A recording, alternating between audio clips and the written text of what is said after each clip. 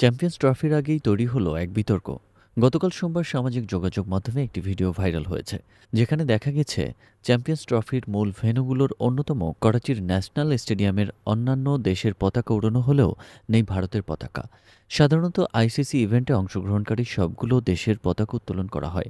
প্রতিটি দেশের সম্মানার্থেই এমন রীতি প্রচলিত। তাহলে পাকিস্তানে কেন ভারতের পতাকা উড়ানো হয়নি, তা নিয়ে ভক্ত সমর্থকদের কৌতূহল জমেছে প্রশ্ন।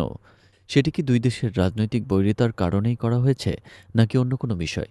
প্রশ্নের উত্তর জানতে ভারতের বেসরকারি নিউজ এজেন্সি আইএএনএস যোগাযোগের চেষ্টা করে পাকিস্তান ক্রিকেট বোর্ডের পিসিবির সঙ্গে। এরপর পিসিবিতে নিজস্ব সূত্রও পেয়ে যায় তারা। তবে নাম পরিচয় প্রকাশ করেনি আইএএনএস।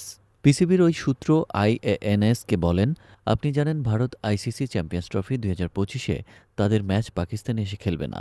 করাচির national stadium, Rawalpindi cricket stadium ও লাহোরের গাদ্দাফি স্টেডিয়ামে যেসব দেশ খেলবে শুধু তাদের পতাকা উত্তোলন করা হয়েছে। এক পর্যায়ে বাংলাদেশের বিষয়টিও উঠে আসে, কারণ ছড়িয়ে পড়া ওই ভিডিওটিতে বাংলাদেশ লাল সবুজ পতাকাও দেখা যায়নি।